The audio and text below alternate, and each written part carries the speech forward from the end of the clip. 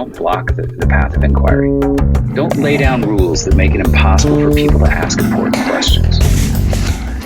Welcome to the Thought Stretchers podcast, where we hope to stretch your thinking about important issues in education through rich inquiry. My name is Drew Perkins, and I'm your host for these conversations for complexity and nuance. In this episode, I talked with Ronn Nozoe, CEO of the National Association of Secondary School Principals, otherwise known as NASSP. Ronn and I discussed the evolving landscape of education, touching on significant challenges like budget tightening, frozen federal funding, and the impact of political issues on our schools. Ronn highlighted NASSP's commitment to fostering transformational leadership, expanding recognition programs for principals, and launching the National Student Council to amplify diverse student voices. We also explored the critical importance of student engagement, agency, and ensuring every child receives a world-class education with adequate resources and support. A key part of our discussion focused on the Principal Recovery Network, a vital group of principals, some of whom were featured here on a previous episode, who support each other after experiencing gun violence on their campuses. Ronn emphasized the nonpartisan nature of school safety and their work, and the profound long-term recovery efforts required in such situations. We also delved into the complexities of federal funding and educational policy, the need for practitioner input in policymaking, and recent NAEP results. And finally, we discussed the importance of civil discourse, overcoming polarization through civics education, and the need for educators to make informed decisions about school needs. It's always a pleasure to talk with Ronn, and I'm happy to have him back on the podcast. As always, I encourage you to visit our website, wegrowteachers.com, to learn more about our professional learning and professional development options, all of which are focused through the lens of inquiry. There you'll find our work on project-based learning, knowledge-rich inquiry, differentiated instruction, civics, and much more. In addition, you'll find our blog posts and this podcast. And if you have questions for me, feel free to email me straight away at drew@thoughtstretchers.org. And now here's my conversation with Ronn. I am with Ronn Nozoe, who is returning to the podcast, and we were talking before I hit record, trying to figure out when last he was here. It was actually December 22nd of 2022. And if you go back and listen to that episode, you'll hear it as the Teach Thought podcast, because late in 2023, of course, we changed from Teach Thought Professional Development to Thought Stretchers Education. But all of that be as it may, welcome back to the podcast, Ronn. We're going to maybe start by recapping a little bit about, what's happened in your world since then. And I'm sure some of that's overlapping with what's happened in my world and listeners' world. And then get into some of the reaction that you put out on the recent NAEP results, and I'm sure again there's some probable overlap there as well. But tell the folks who you are, because if they listened in 2022, they may not remember. It's been a minute, as you say. Who are you? What do you do? And what's important to know about you before we get into this conversation? Well, great. First of all, Drew, thanks for having me on your show. That's one. Number two, thanks for always being a voice of making sure that people are hearing about and learning new and current information in the education ecosystem. Third, congratulations to your continued growth and success. It's always wonderful to see folks who bring a really true and pure intent to sort of make sure that the knowledge that some people know is like more widely shared. So I appreciate that, and congratulations. Thanks. To folks that are tuning in, I'm pleased to meet you all, quote unquote, meet you all. I'm Ronn Nozoe, the CEO of the National Association of Secondary School Principals. We are approaching our 110th year as a nonprofit organization dedicated to ensuring that we have transformational leadership at every school in the country. I am, like many of the folks tuning in, a lifelong educator, was a teacher, principal, district superintendent, state deputy in my home state of Hawaii. Spent some time at the U.S. Department of Education, and then for the last almost 10 years now, I've been in the nonprofit space. Also, of course, all dedicated to education. So it's a pleasure to be here. Thanks for that. We were to everybody tuning in, Drew's right. We were talking about, gosh, when did we connect the last time? And we were laughing that, not so much laughing, but talking about, today things happen in education by the hour because there's just so much going on. So I think since we last talked, there's been a lot of great things happening with the association and the work we're doing. We launched a National Student Council, which is really putting young people in the position where they are truly bringing forward the perspective of not just student council kids or not just honor society kids, but all kids. And it's been really, really inspiring and eye-opening and super helpful to hear young people in our country. Young people today are aware because of the social media and the internet and access to information. Young people are aware of things that I was nowhere near aware of when I was coming up. And so to hear young people with their perspectives has been really powerful and amazing. And they are young leaders in schools student leaders in schools are doing amazing things all over the country. And so there's a lot to be proud of there. We've at the association, we've expanded our recognition programs to now include middle level principal and assistant principal recognition, in addition to the high school assistant principal and principal recognition. A ton of things happening with the association in and our principal recovery network, which unfortunately are a group of principals who have endured gun violence and on their campuses have unfortunately had to be pretty active about reaching out. They reach out anytime there is unfortunately another incident, and they've been pretty active, unfortunately, because there have been a number of horrific incidents in schools out there. But we're thankful that they are willing to support folks because it takes somebody who's been through it to provide support to others who are going through it. And so in the education landscape, I think there's been a ton of policy changes. There's a lot of questions about funding and where that funding is going and where it's coming from and whether it's going to be centralized and returned to states or whether they're just being cut out. There's been a lot of policy work in education about, what can be said and done in schools and what the purpose of public education is and are. And,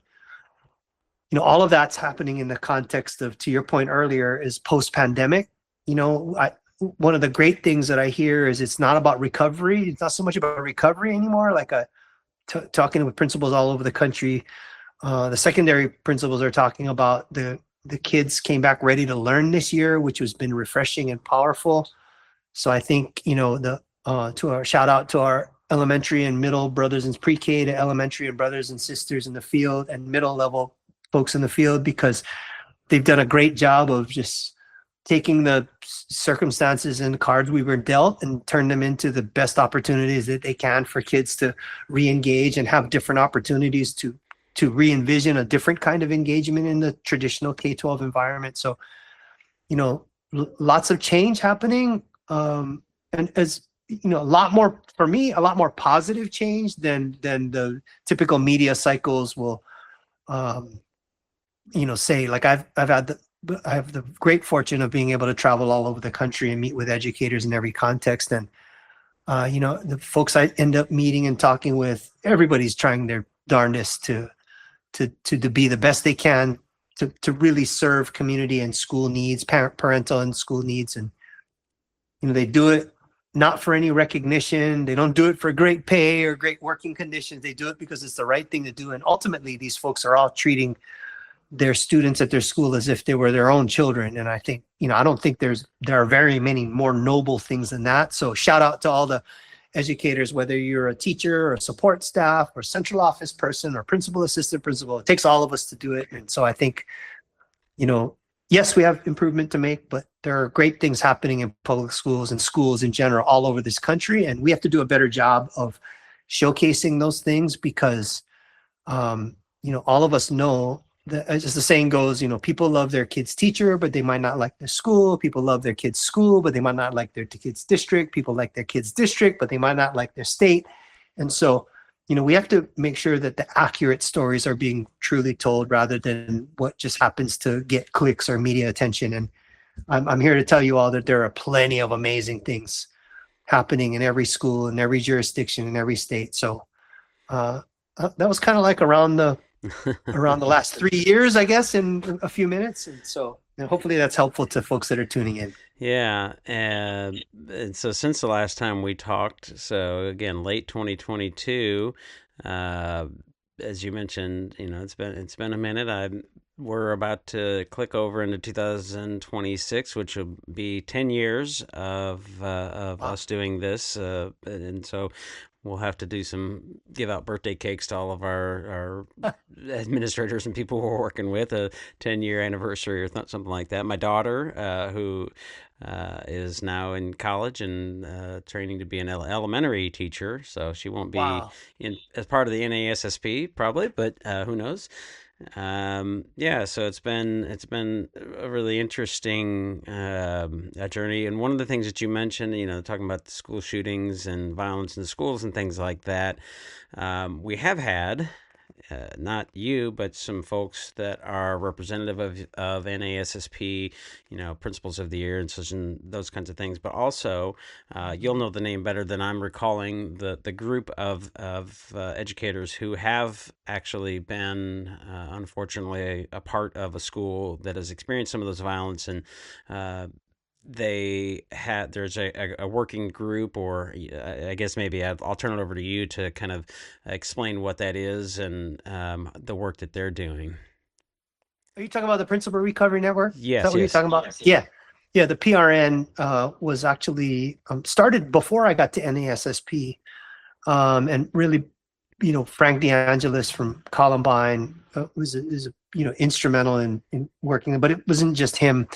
A group of principals who had endured it reached out to the association, and the association at that time, my predecessor, and of course Greg Waples in our advocacy office, really felt like this was something that was really difficult to think about and talk about, but it was necessary. And I'm thankful to their vision, because today that group is, as they will tell you, it's a club that no one wants to belong to. So it's fortunate that we have this amazing group of very brave and courageous leaders who are willing to sort of risk the re-traumatization and bringing up every time, and to really talk about these issues. But at the same time, they are brave and courageous enough to say, look, I know what it was like when I was going through it, so other people deserve and need to have this resource. And so they have been incredible, honest brokers about these are the real life implications of what happens when such a horrific incident happens at the school. And they have been really, because it's about human beings, and it's a human, because this is not a political thing at all. We don't do any of that. Like, we're not talking about gun control or any of that. This is just about what it takes when a school has to recover and then emerge from such a horrific event. What does it really take? What are the things that are needed? What are the steps or the processes or the phases or stages that folks go through? And it's, as they will tell you, it never goes away. You never really get over it. But how do you work through it and reconcile it in a way that you can move forward together as an individual, as well as a collective and a community? And to have a group of people like this that are willing to go through the personal, over and over and over again, the personal and professional pain and anguish of these events, but they do it because they know that other people deserve to have a support network.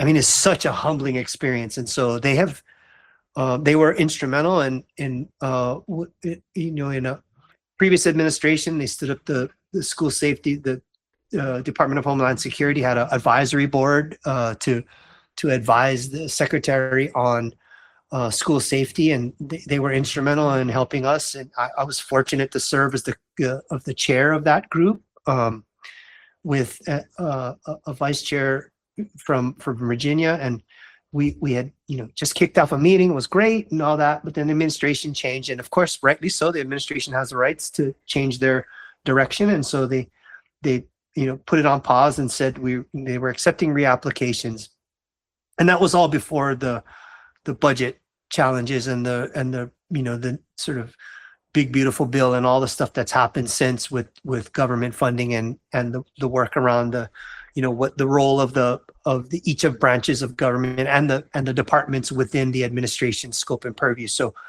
but that group of principals is alive and well and still helping and being passionate about really raising awareness about, it's more than just like, okay, we had an incident and now we need to think about like the PR and the coverage and then we're going to just reopen the school. If one of the things that was most informative was like the degree of the things that need to be considered in real, as we say in education, we're always trained if there's a catastrophe or disaster, like we want to restore normalcy, quote unquote normalcy, as soon as possible, because kids and families need that sense of security to sort of help move forward through the adversity that they're facing. And there's nothing normal about normalcy for the sites that have endured gun violence. And the degree of detail, we met with the Secretary McMahon and her senior staff and had a really, really great meeting with their people. They were really wanted to know and they were genuinely interested in this work. And I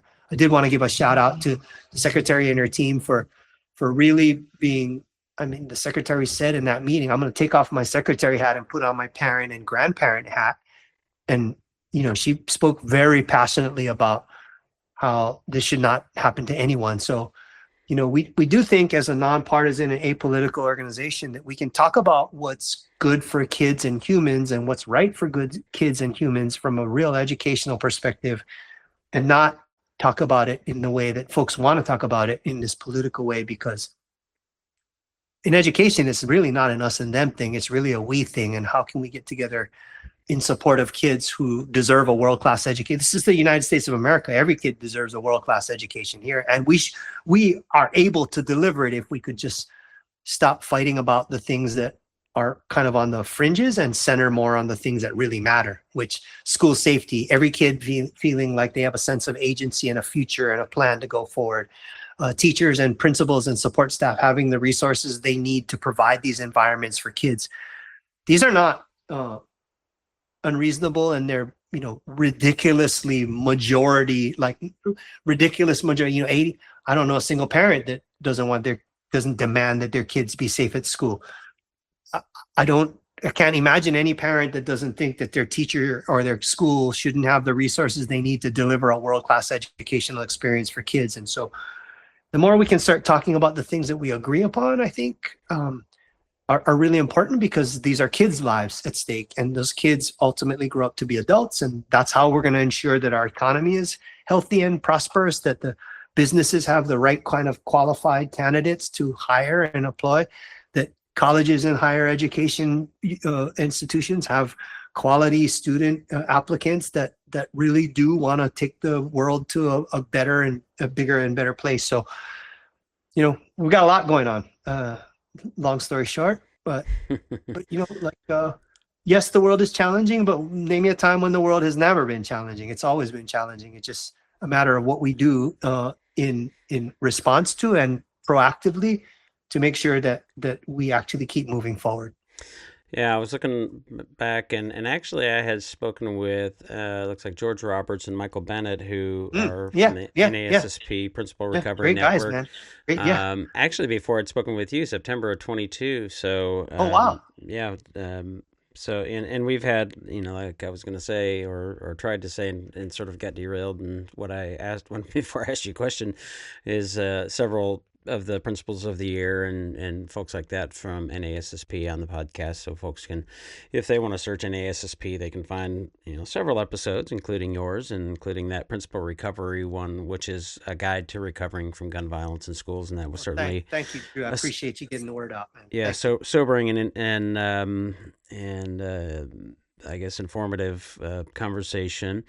But you brought up Secretary McMahon, and certainly as you say, NASSP is meant to be nonpartisan, and some of those issues that you raised are definitely nonpartisan. But I'm curious what you want to say or can say, or what your principals are saying, what your network is saying about the difference in administration, because there's certainly some things I think are good things we're moving forward with, and lots of criticisms, and we do professional development work, and I think schools are certainly tightening their budgets and belt straps, or belt whatever the analogy is there. The belts, for sure. Yeah, tightening their belts, thinking if they're buying equipment, that the tariffs may be extending their budgets in other places. And then we had a school,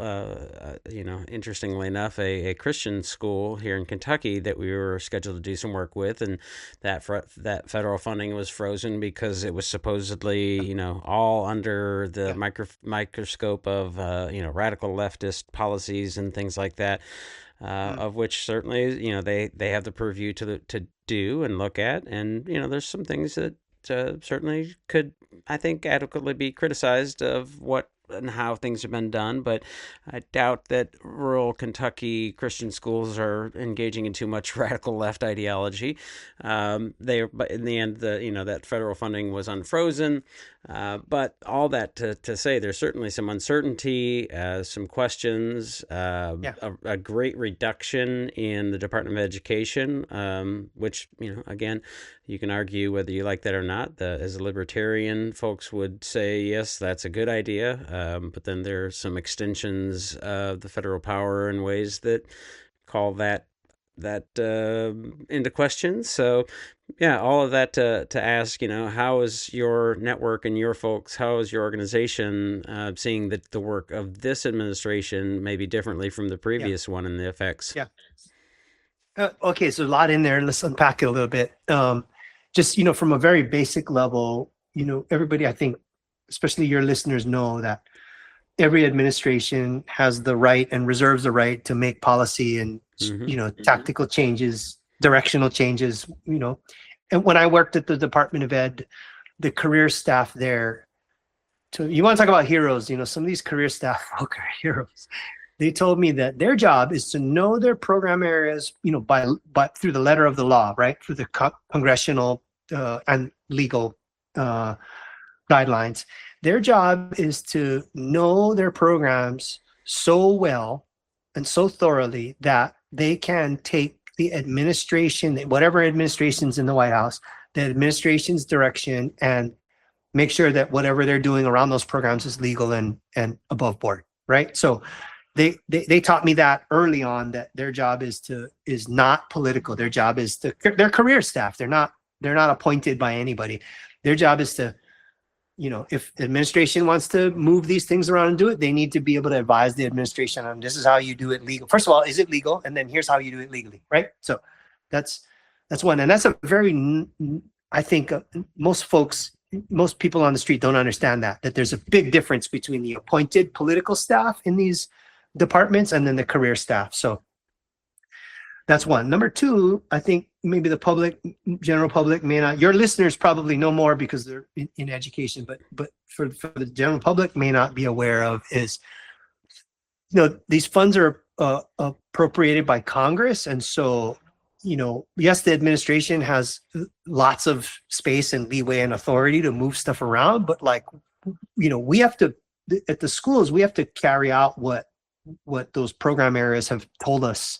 We have to address those issues, for example, in Title I or IDEA, those kinds of programs have, law-based parameters, and you have to adhere to those because we're citizens of the United States and we got to follow through. So, those things to be able to report back to Congress, because Congress appropriates the money, to be able to report back to Congress on how those programs are either achieving the desired results or not, because Congress allocates that money and appropriates that money. They want to know, did the dollar, what is this saying? Did the juice worth the squeeze? Did they get the results they want? Well, someone has to collect that data, and someone has to make sure that that data is clean, and that's a huge function of the Department of Education. And people may not understand that,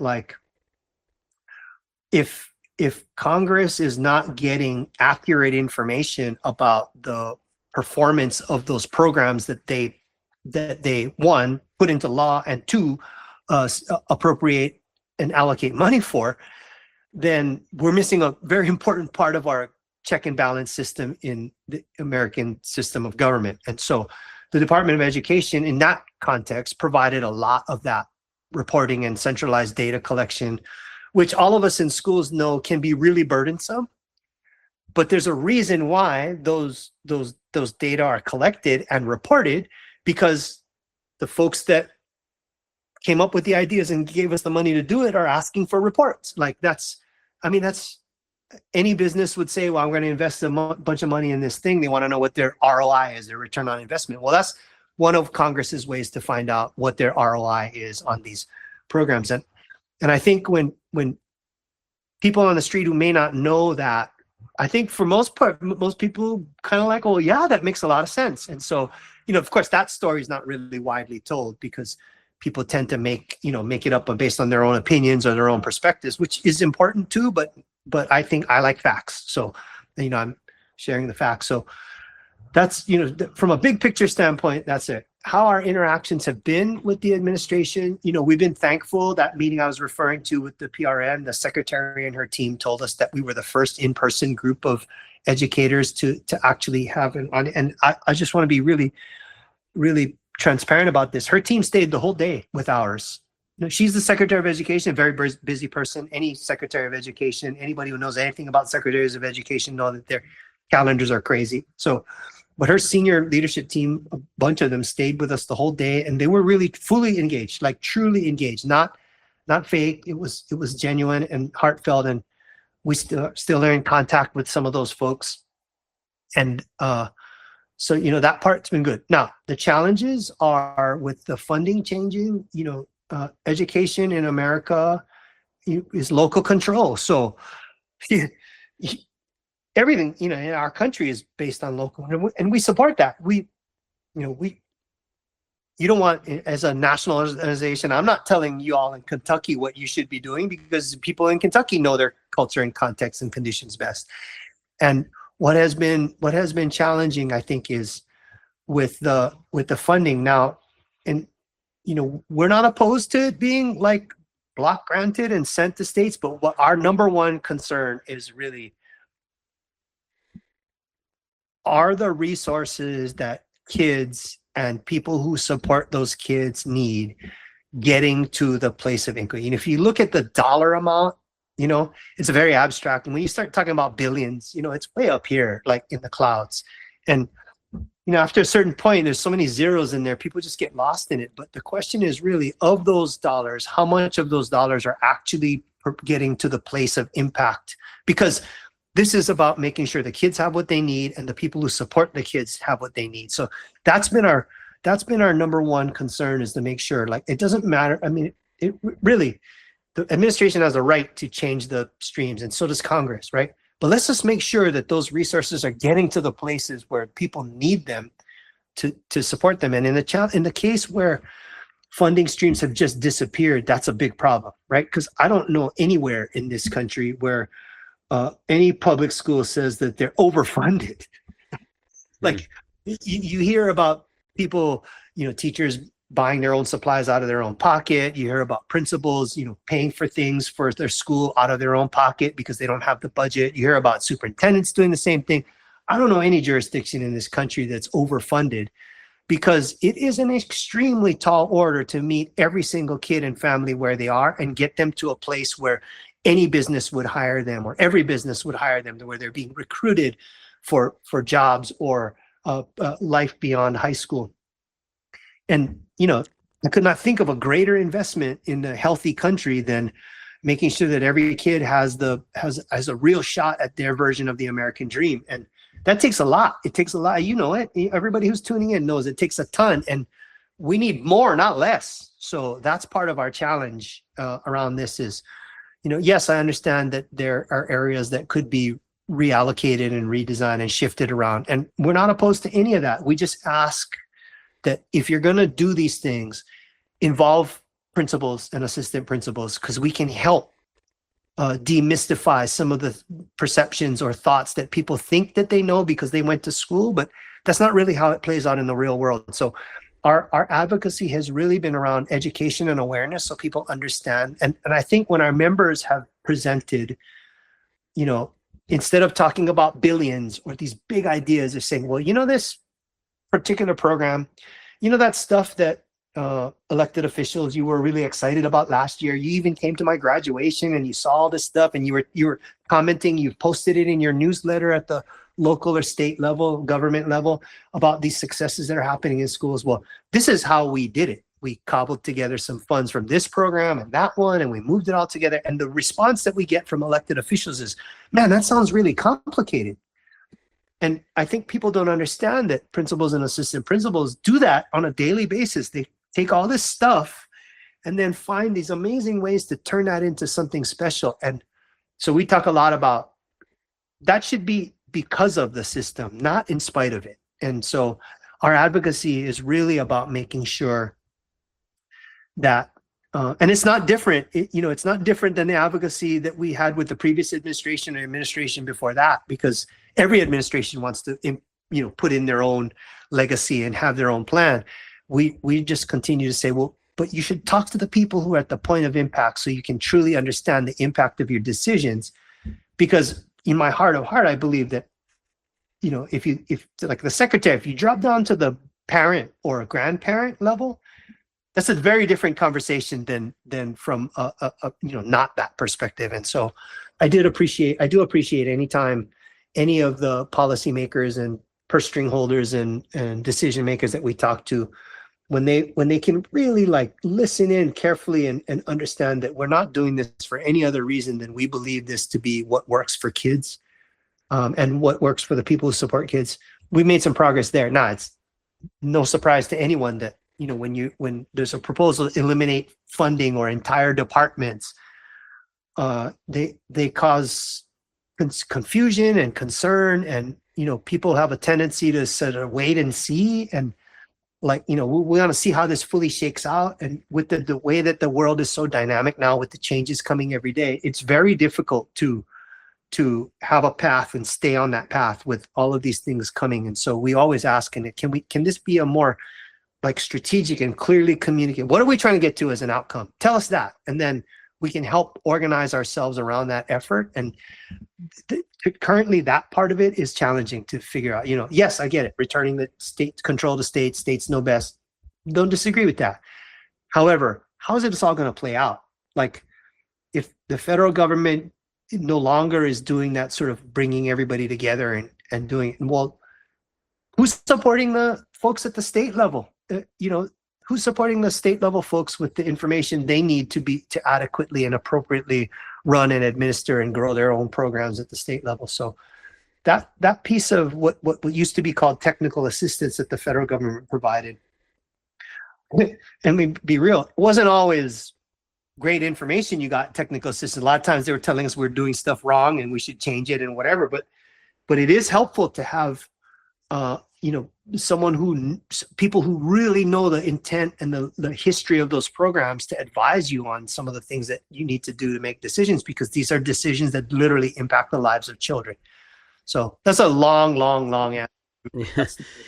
Yeah. Well, I was trying to paint the best picture I could so that people can understand. Yeah. I mean, my words, not yours, but the sort of chaos that I think you're somewhat at least alluding to is really makes it, I think, continually challenging. And I just talked with Vladimir Kogan, who published a book, and I think it should be the episode before this one, talking about the political issues and how that's hurting schools. And it's called No Adult Left Behind, because kids are often left out of the sort of equation of what's happening. It's to suit this political audience or red meat for this. And, the idea that we're going to get rid of the Department of Education is something that has been red meat for, the GOP and the right for quite some time.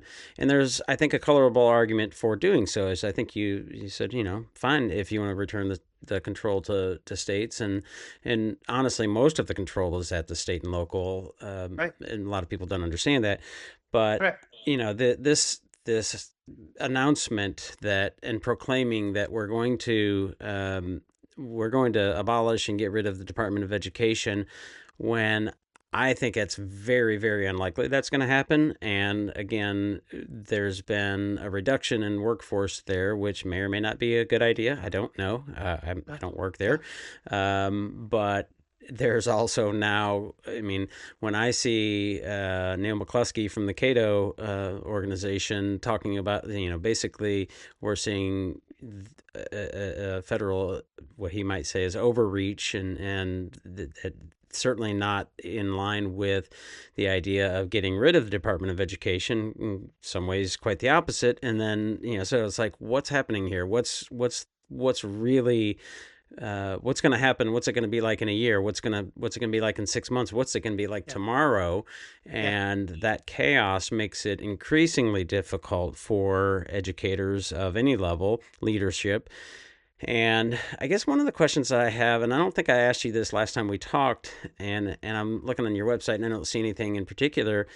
What is the actual mission and vision of an NASSP? What is your sort of directive? What are you trying to sort of prioritize, and how is it different from similar organizations that people might sort of put in the same sort of bucket?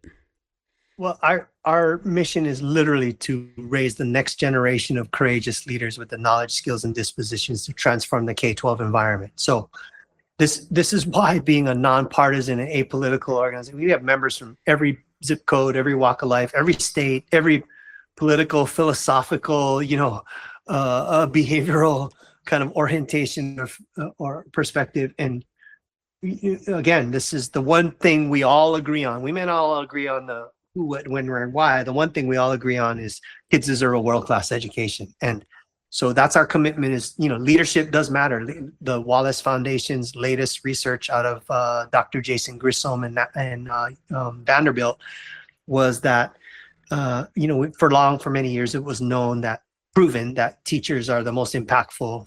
In John Hattie's impact size research, the teacher is by far the most impactful.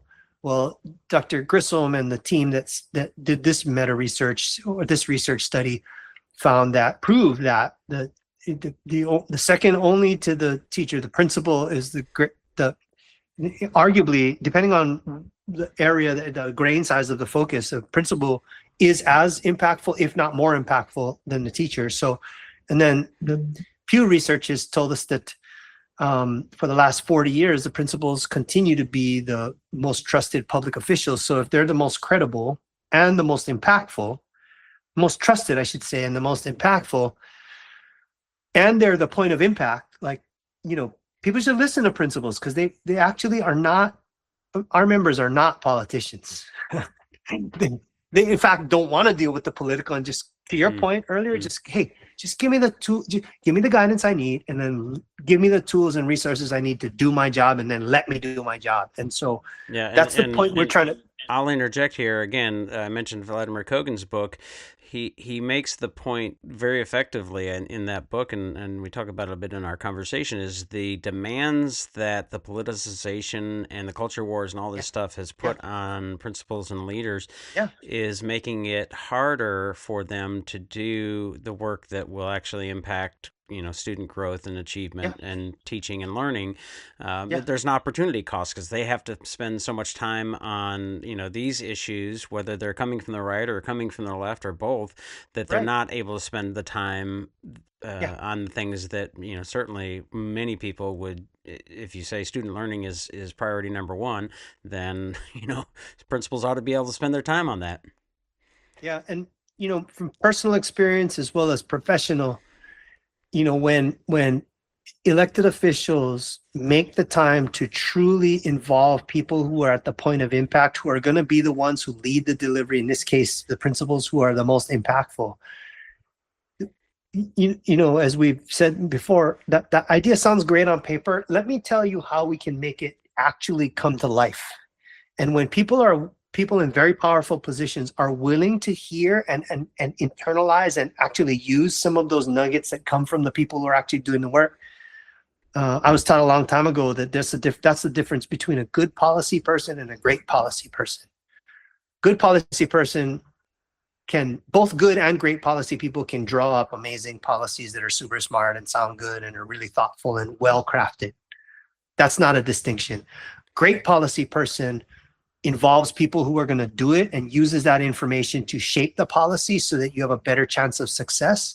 That's one of the distinguishing characteristics between a good policy person and a great policy person. And frankly, that's all we're asking is like involve us in these conversations, because if you tell us you're trying to get from A to B, we can tell you how to get there efficiently and effectively and successfully and probably more economically than if you don't involve people who are going to do that work. And so I don't think it's an unreasonable ask. It's just, but you know, our country is we've kind of gone in this direction that it's like the most clicks you get, the most likes you get, the more, and perhaps the world is like that today. And I love that. That's great. Everybody has a voice and everybody deserves to be heard. And at the same time, if we're going to make a decision, I'm not a CEO of one of the Fortune 100 companies, but I'm pretty sure that they didn't get to be Fortune 100 companies from not having a real discipline about making sure that they understand what it takes to actually do the work that they're charting their companies out to do. And so, I don't think we're asking unreasonable things to involve the people who are going to do the work. We don't have to have the final say, but just involve us in those conversations so we can help the plan be tailored to actually make sense and deliver on the outcomes that are desired. So how much does your work and the organization's work focus on sort of instructional practices and those kinds of things? Because talked about school safety and some of those things, which are obviously super, super important, right? Safety is I don't think most people would disagree is the number one priority, because if kids are getting shot at, it's difficult to teach and learn. Yeah.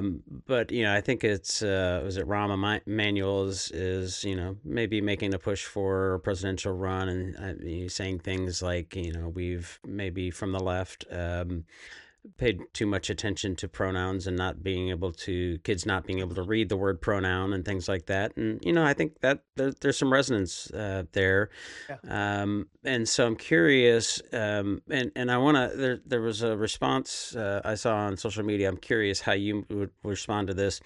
Because it resonated with me a little bit, but it might be partly because of the focus and the work that the organization prioritizes. So the release that you had, and so we're going to get to the release about the NAEP scores was, I'll read it. I think this is accurate. Today's results are a sobering reminder that too many students still aren't getting the support they need to succeed. At the same time, test scores are only one lens for understanding success in our schools. That's why policymakers must listen to school leaders and students to make real investments in mental health, staffing, and academic resources so every learner has the opportunity to thrive. Now, somebody who's been on the podcast before, and I'm curious just again how you might respond to this is you push back a little bit and saying so for those keeping score at home, nothing about rigor, discipline, grade inflation, literacy, numeracy, or chronic absenteeism. Instead, a plea not to focus on results, do more listening, and spend more on mental health and staffing. I'm not sure that that last part is particularly charitable, but the call for like we are not getting it done as educators, and that we should pay much more attention and really, really push on some of those things that he's mentioning. I'm curious how you respond to that or how you think about that. Sure. Well, first of all, we have to consider the context of this country, right? If this country is truly local control, then by definition, there will be no one size fits all. And we don't do that at NASSP. We don't write curriculum. We don't tell anybody they should be doing this, that, or the other. What we do is we look for amazing results across the country and crowdsource those from our membership and then share those practices with others so that others understand you don't have to, if you're trying to solve a problem in K-12 continuum, you don't have to start from scratch. You should start from understanding places, lighthouses, if you will, that places have found ways to do it with similar demographics to yours so that you can see. There's no such thing as real apples to apples in this country because of that local control dynamic. But the closest thing to apples and apples, we do crowdsource that. So we're going by straight up results and what works. That's one. Number two, there is no panacea. If there was one, we would have done it we're in the United States of America. If there was a panacea, we would have adopted a long time ago. That's what made our country amazing for decades, a couple 100, 200 plus years now. If there was a panacea, we would have solved it. And we are not Finland or another country. We're not monocultural. We are multicultural and multi-dimensional. So, you can't just take a model and impose it on the country. If it was that simple, we would have done it. Like it doesn't work that way. So I think we have to be mindful of those dynamics, not to talk about this in a vacuum. That's one. Number two, test scores absolutely are an important indicator, but people need to understand with the NAEP, people really need to understand what the NAEP is and what it isn't. And the NAEP is not the national standards-based test. It is a assessment that's constructed with input from the National Governing Board, but it's not, in business, there's a saying, what gets measured gets done, okay? But that means in successful businesses, everything they do is geared to the achievement of those goals. And that's not our country today because every state picks its own trajectories. We saw it with the whole standards-based movement with the Common Core and the not Common Core. And, you got to factor in the whole perspective of it. It's not, you can't just take it in isolation and use that as a talking point because it's convenient. And what the country should be doing with the NAEP is taking a look at the cut scores of the NAEP, what's proficient and what's basic, and then crosswalking those to the proficiency scores of their states to understand, are we talking about apples to apples? When we're talking about rigor, are we talking a really, truly apples to apples comparison? And if you look at the data, which is published on the Department of Education's website, if you look at it, you'll see that it is not equally rigorous across the country. Some states have, rightly so, it's their right to do it, have higher cut scores for their proficiency at state test proficiency, and some states have lower when in comparison to the NAEP. So if the NAEP is quote unquote a national test, and that's one bar, and you compare where the states are against it, it's a good indicator to how rigorous are your expectations in your state, which is a completely state responsibility. I'm not judging, I'm just saying you should know what the purpose of the test is. And so, we are smart enough to know, or thoughtful, I should say, we're reflective enough to know, not smart enough, just reflective enough to know, hey, as the saying goes, you got to know the rules of the game before you play it. And so we understand what the rules are. And as a number of really brilliant psychometricians taught me before, every one of those psychometric models is flawed. There are no perfect psychometric models in education in this country. You just have to know what the limitations of those different models are, and you have to use them appropriately. And now that's way too much inside baseball for an everyday parent on the street who is like working 2 jobs and doesn't have time to contemplate, but I think for us at the policy level and national level, and for everybody else in those spaces, you kind of need to know what you're working with. So are the NAEP scores where we need it? Absolutely not. We're the United States of America. We should be knocking it out the park in every dimension. But there are reasons far beyond the politically stated reasons that these things are not happening. And one of those sort of big buckets around there is kids have been through a lot.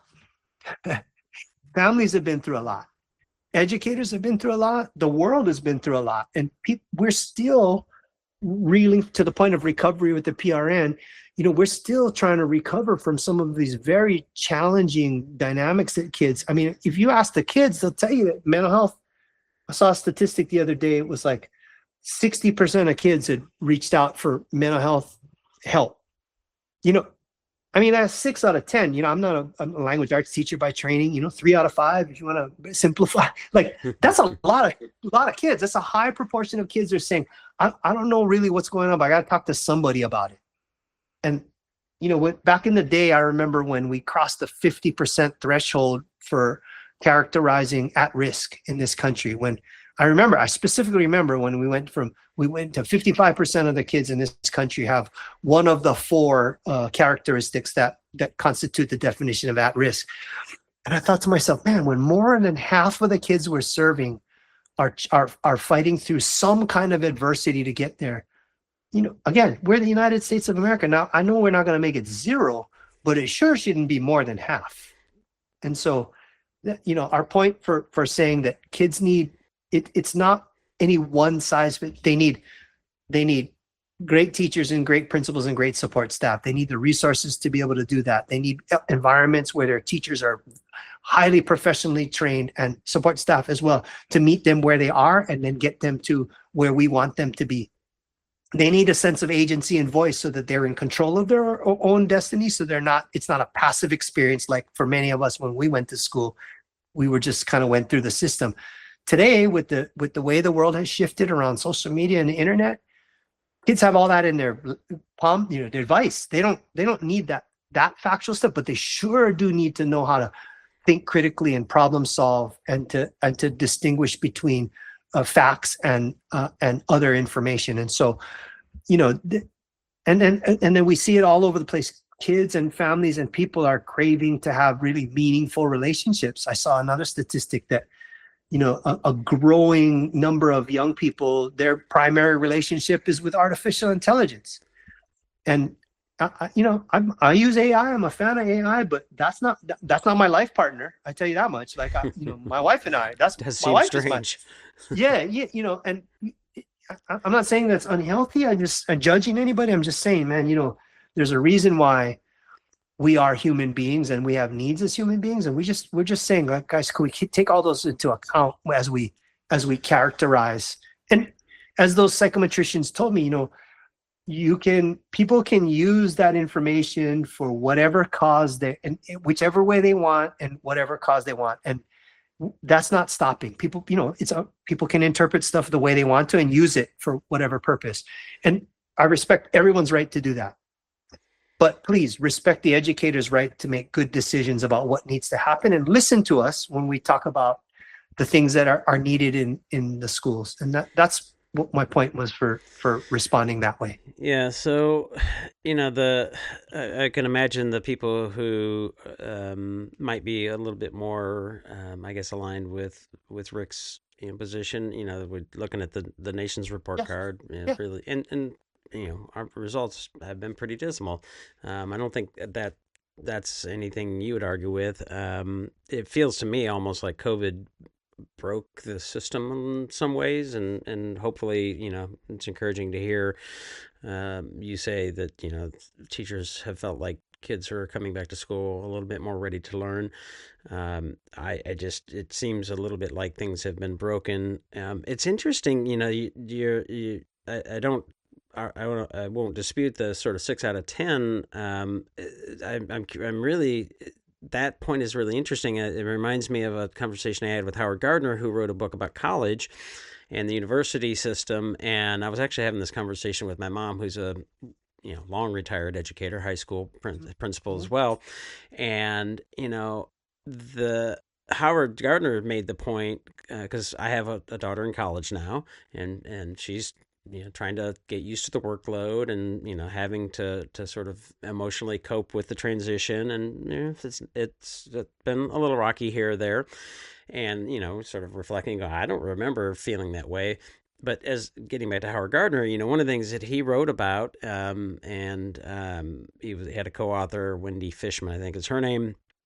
But, noting that the workload on college students is quite a bit less than it used to be, but the stress and anxiety and emotional state that they're in at least in some ways, response to that workload is much, much worse, right? The mental health is much worse. And I'm not asking you to diagnose that, but it's just a sort of, I think, a really interesting observation and curious and a little bit scary, because if it's ostensibly easier in college, and maybe, I think the argument is that it's certainly not as rigorous in K-12 as it used to be, and some of those things. But the mental health is higher, and it's not only because of instruction and the workload, but as you mentioned, some other things certainly as well, COVID and violence and just our chaos in society.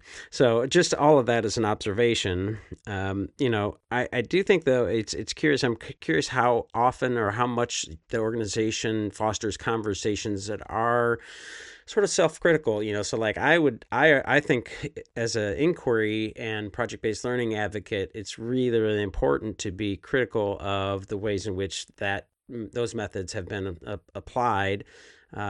And again, referencing Howard Gardner, sort of progressive educators, I think, as he said it, have sort of dropped the ball in terms of being too idealistic, thinking that, okay, if we just create the conditions for learning, students will learn. But that's just not the case. That they do need that knowledge.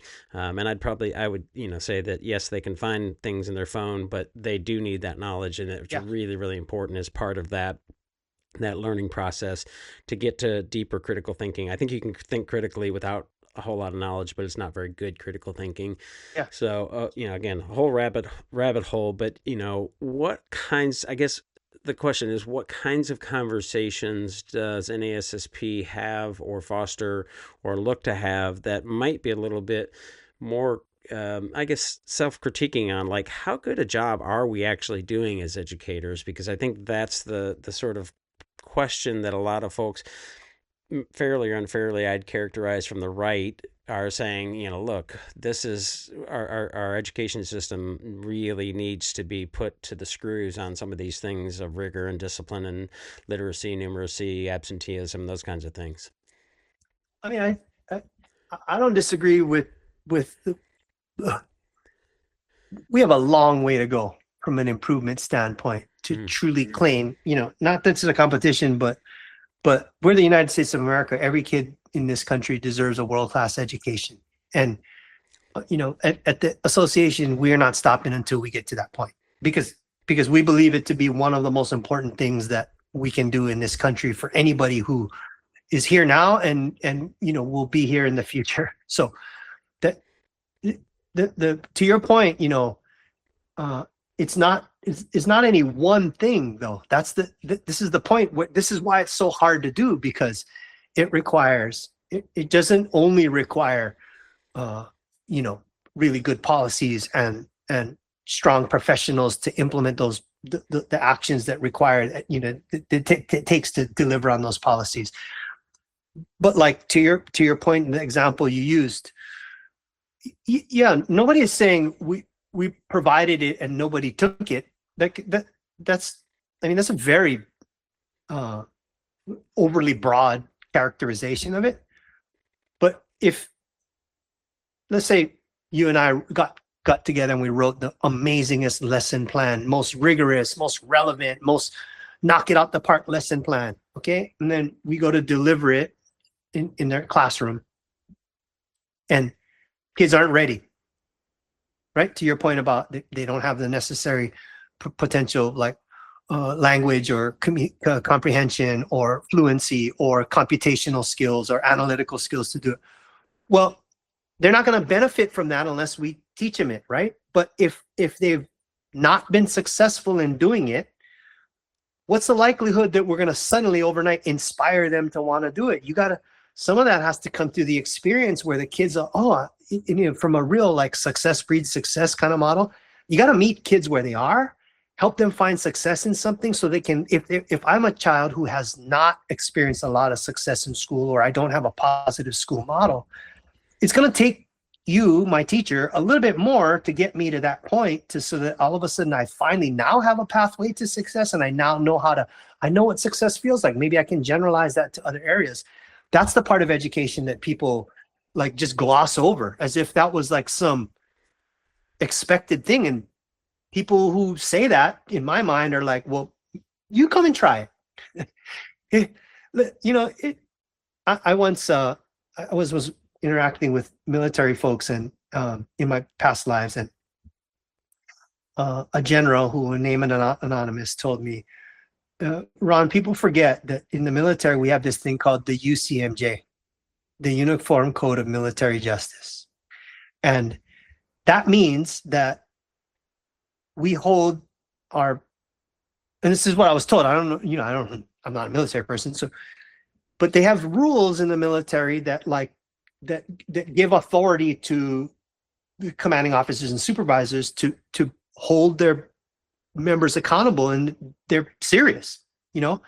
And he's like, you guys don't have any of that in public education. So I understand, this was his point. The general's point was, I understand that this is not the same conversation, because you can't force kids to do stuff. You have to help them understand it. And that's why I think, like, for example, this focus on career pathways, and again, there are no silver bullets, but work-based learning career pathways is a really viable way to get kids who may not have been interested in education in the traditional sense to want to learn more and to want to apply themselves more. Because if they can see that there's a relevance to this future, that they can actually, you know, achieve the things that they want to achieve in their life, they may get more motivated to want to learn the things that we know that they need to learn. And so that's why it's very easy to oversimplify and overcharacterize education. And you know, we're a perfect victim for that, because people can just say one thing and then everybody's like, oh, that's what's true. But anybody who's worth their salt in education knows that,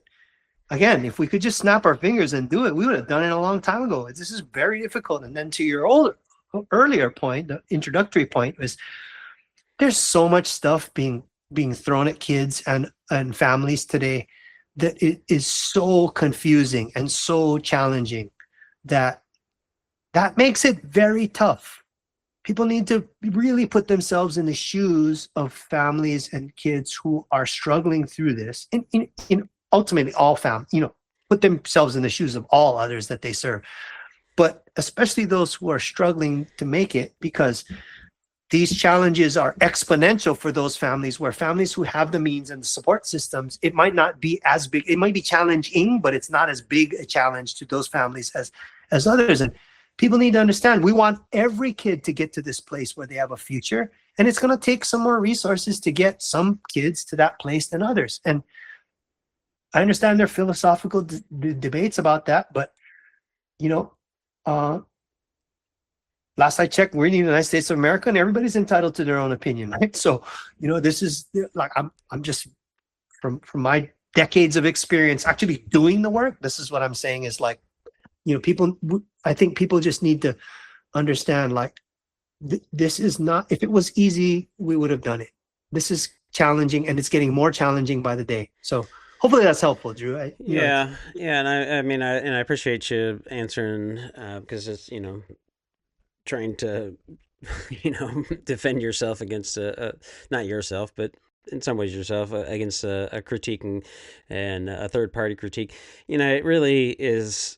It's as you mentioned, you know, so teaching and learning in school and improvement is really, really challenging. You're one of several organizations. You're not, you know, the NEA. You're not, you know, any number of organizations, and in some ways, all of the, you know, having all of those organizations and that complexity makes it challenging. It's not like you can snap your fingers and do this and make this happen, that kind of thing.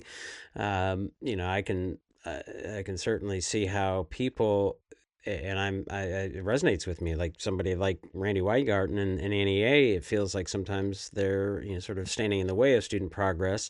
Again, my words, not yours. Feel free to say what you want about any of that, but you know, academic rigor and teaching practice is something that I think we really, really do need to take a very hard look at, and teacher preparation, all those kinds of things. And hopefully NASSP is having conversations about that as well. But I do also want to make sure people recognize, and I think it's really important that, there's certainly a push, at least I see it, from the sort of science and learning folks. And I think a lot of that stuff is super important. Um, and as somebody who works in project-based learning and inquiry, I think it's important to take those lessons Yeah. on and the evidence and make sure that we're Yeah. Yeah. Yeah. acknowledging that we do need good scaffolding, we do need assessment, we do need Yep. explicit teaching, we do need all of those things, Yep. and we should be following research, but also clarifying what it is that our desired academic outcomes are, because I think science and learning sometimes, at least too often in my estimation, it's too narrow of a set of desired academic outcomes. And Yep. Dylan William, I don't know if you're familiar with him. He's an educational researcher. He's been on the podcast a few times, and he's certainly somebody who is an active part of the science of learning community. But he made the point on my podcast that yes, all those things are important. But we also need to make sure we're fostering a sort of sense of curiosity and learning. And if we graduate students who have lost any interest in learning or the love of learning, we've done them a disservice, even if they know some of the things we may want them to know. So it's a really delicate balancing act, and having sort of the polemic view of, well, why are you not paying attention to this, or why are you not paying attention to this? Maybe a valid criticism here or there, but it's also only one part of the sort of equation. No, we're I didn't lean in heavily on inquiry based, or that's how I came up as a teacher. I was raised in an inquiry based action research model, so I don't know another way of teaching other than really empowering kids, equipping kids with the knowledge, skills, and dispositions to really take control of their own. That's how I was raised. So amen to you for that. And I believe it. That's one. Number two, I think to your point, it's really important that that we don't, to love learning, kids have to see themselves in it, right? You can't make me love learning. You can teach me and show me the way and help me internalize that. And so if it's, what is the saying? If you give a person a fish and they'll eat for a day, but you teach them the fish to feed themselves for the rest of their life, right? This is what we're after, is how do you help kids understand that they have a sense of agency and they can learn and they can be good at learning and they can take on new things whenever, because they have the knowledge, skills, and dispositions to do that. And so to the point of it, I think the days of sit and get and stand and do, there's a place for it, but the days of it being exclusively that are long gone. And that's why I went to this work-based learning and career pathway work, because again, it's not a silver bullet, but I think it is a really good way to get kids engaged in, and to, as the kids tell us all the time, they thought they wanted to be something, name a profession of your choice. They wanted to be that. And then in their career academy, they realized, that's not really, I thought it was that, but it's not really what I want to be. I actually want to do this instead. And I think I'd much rather have kids learn that in high school or in middle school or in elementary school than to pay for a college or a professional training thing, or invest all their time and energy in a career pathway that they actually find out, I don't like this when they get into it. And so I think, again, no silver bullet, but multifaceted for sure. So I we could go on and on about this. Yeah. And I'll wrap us up here. So again, your response to the NAEP results in the advocacy and continued advocacy for, I'll read the bullet points here, and people can agree or disagree. Expanded access to mental health services, and certainly some people will say, maybe schools are not the agency and the people who should be doing that. Colorable argument. It's a whole different podcast. Address educators. Well, my point would be, well, that's fine. It doesn't have to be a school, but somebody needs to provide kids with that support that they need. I don't care whether it's church, counseling, friendship circle, group, Elks Lot. I mean, hey, kid needs support, period. They need somebody to talk to. Yeah. The second bullet point, address educator shortages and improve retention. Certainly sorely needed. As I told my daughter, she was trying to figure out what school she was going to attend to, be in an education program. I said, sort of joking, but not really. Is like they're hurting for teachers so badly that I'm not sure you even will need a college degree to or an education certificate to be a teacher. But hopefully that's not the case. The third bullet point, ensuring every student has the supports they need to succeed. Yep. And the last bullet point, strengthen safe and supportive learning environments. So any links and things you want to share, and anything else that you want to mention before we sign off? For those that are interested, just go to our website, nassp.org. It's pretty easy to navigate. You can find all the stuff that you may be interested in. You can learn more about some of the things that we do and see if they align with your own needs and approaches to education. That's one. Number two, you know what, Drew, I think what you demonstrate here is this really open, and I appreciate that, to your point about critiques and all that. To your point about action research and being open to, we're open to all of it. Again, our membership is from every walk of life and every zip code in this country and every belief in this country. So we are a national organization, and we exist to serve our members. And so these views that you've expressed, I'm sure, are shared by parts of our membership, and opposed by parts of our membership, so that we're used to it. And I appreciate it. But I think what I want to say to you is, you're modeling this thing about how can we have this discourse in a very civil way. And I think that's one thing that we need to not be name calling and judging and doing all of that. We just need to understand, look, I understand that's your perspective. Like, I don't always agree with it, but I respect it. Mm-hmm. And if you would kindly indulge me, I'd share my perspective with you. And I think that's the greatest modeling that we can do for kids today, because they don't have that experience because of the social media. It's just pile on, and they need to see another way that, back in the day, it was like when everybody used to just fight, and then people would say, well, the tough guys actually talk it out because they need to show other people there's another way to solve problems. And sometimes it takes the toughest people to go out there and say, look, guys, we don't have to fight. We can have a conversation and talk it out. And I think we need to model for everyone, including ourselves, that there are other ways to address the issues where we differ, I think, than name calling and bashing each other. I think that doesn't serve anybody well. No.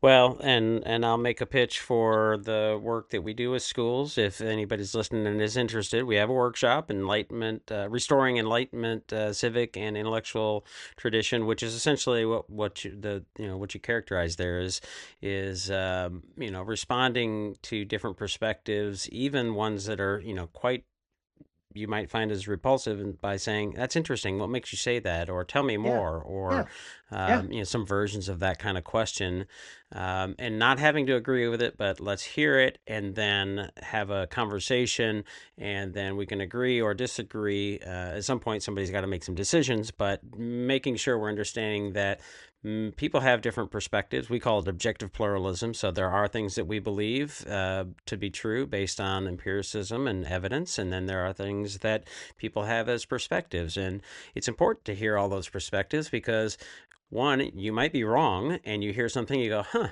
right, I hadn't thought of it that way. That's the biggest reason why. Right.